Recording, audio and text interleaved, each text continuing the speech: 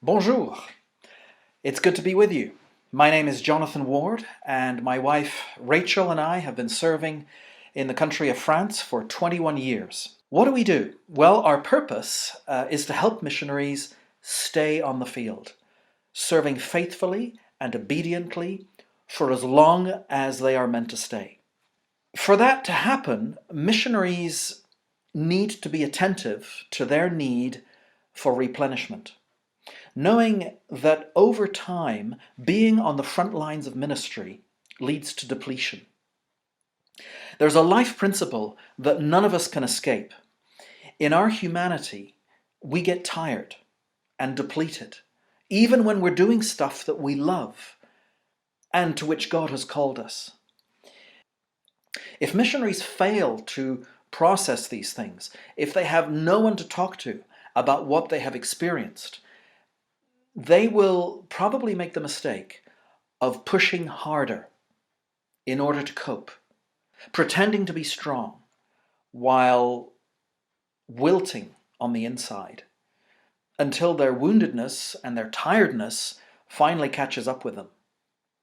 The way that we contribute here in France to that essential need is to provide Christian workers with a place and a setting that is beautiful, welcoming, quiet and refreshing. And so we're in the business of recharging missionaries' batteries and helping them process some of the hard stuff that they may have experienced. And so our place here in France can accommodate up to 6 families at a time, room for 35 people. We have 6 guest homes that are fully equipped so that families and couples and individuals can stay for anything from 1 week to 4 weeks. Last year, we welcomed 450 Christian workers, 2/3 from France and 1/3 from the rest of the French-speaking world. That is our focus, including Africa, Asia, and Europe. 2/3 of those people came for a time of rest and spiritual retreat, and 1/3 came to us for debriefing and short-term counseling. Missionaries simply leave a donation at the end of their stay, as we don't want finances to be an obstacle to people getting the help that they need. So this is a ministry based on faith, which means that we trust God to provide through His people for the rest of our budget. We're a team of 3 couples with a mix of nationalities, and we're hoping to add a 4th couple to our team sometime within the next year, because we're currently unable to meet the demand for help. Our world is becoming a harder and harder place in which to serve. There's no doubt about it. And missionaries are coming from backgrounds and situations that are making them more and more fragile and vulnerable to mental health issues. We're seeing more and more missionaries coming from broken families. So the mental health of missionaries needs to be given just as much attention as their physical health. To be effective, you need both. And we shouldn't compartmentalize, because the one very often has a bearing on the other. The physical on the mental on the physical. One of the questions that this regularly raises, in some shape or form, is whether being weak and fragile means being incompetent and unfit for service, and whether having fragile mental health is the same or should be considered in the same way as a character flaw. Does fragility, mental or physical, constitute incompetence? Does weakness, physical or mental, constitute a character flaw that should invalidate or negate one's calling?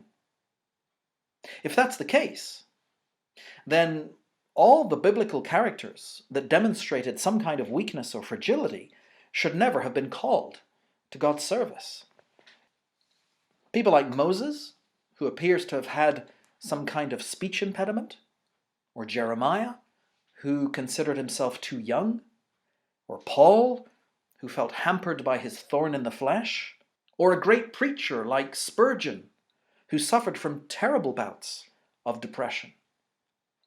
Yet each one was called, equipped, and commissioned to do God's work. Each one was competent and fit for the task, however weak and fragile. For when we are weak, that's when we're strong. Instead of being ashamed of this weakness, Paul boasts in it. It's as a weak and fragile infant that God himself entered our world on a mission of mercy. And yet we sometimes expect our missionaries to be free from the physical and mental vulnerabilities with which many of us lesser mortals are affected.